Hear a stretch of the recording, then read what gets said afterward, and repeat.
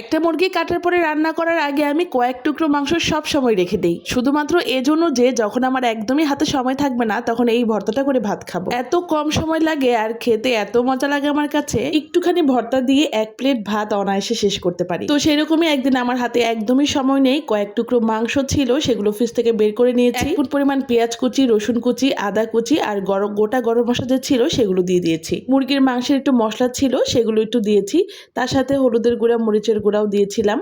পরিমাণ মতো লবণ দিয়ে সামান্য একটু পানি দিয়ে ঢেকে কিন্তু চুলার উপরে বসিয়ে দিব। ঝালের পরিমাণটা যদি একটু ব্যালেন্স করে দেওয়া যায় তাহলে কিন্তু বাচ্চারাও খেতে পারবে। তো মুরগির পানিটা যখন একটু ফুটে আসবে তখন এটাকে দাঁড়িয়ে থেকে পানিটা একদম শুকিয়ে নিয়েছি। এর জন্য আমি ব্যবহার করি শুকনো মরিচ। তো তেলের ভিতরে আমি শুকনো মরিচটা একটু লাল লাল করে ভেজে নিব। এটা একদমই অপশনাল, বাচ্চারা খেলে কিন্তু এটা না দিলেও চলবে। মরিচগুলো ঠান্ডা হতে হতে আমি শিল দিয়ে মাংসটাকে ভালো করে ছেঁচে নিয়েছি। এবার প্লেটে শুকনো মরিচগুলো দিয়ে সামান্য একটু লবণ দিয়ে হাত দিয়ে ভালো করে চটকে নেব। আমার যেহেতু শুকনো মরিচের ঝালটা খুব বেশি পছন্দ তাই একটু বেশি করে শুকনো মরিচ নিয়েছি। তো মরিচগুলো চটকানো হয়ে গেলে আমি এখানে মাংসের উপর দিয়ে দিচ্ছি আর মাংসের সাথে ভালো করে হাত দিয়ে কিন্তু মাখিয়ে নিচ্ছি। ঘরে ধনেপাতা ছিল না, না হয় আমি একটু ধনেপাতা দিতাম। আপনারা যদি চান তাহলে ধনেপাতা দিতে পারেন। আর ভিডিওটা ভালো লাগলে সেভ করে রাখতে পারেন।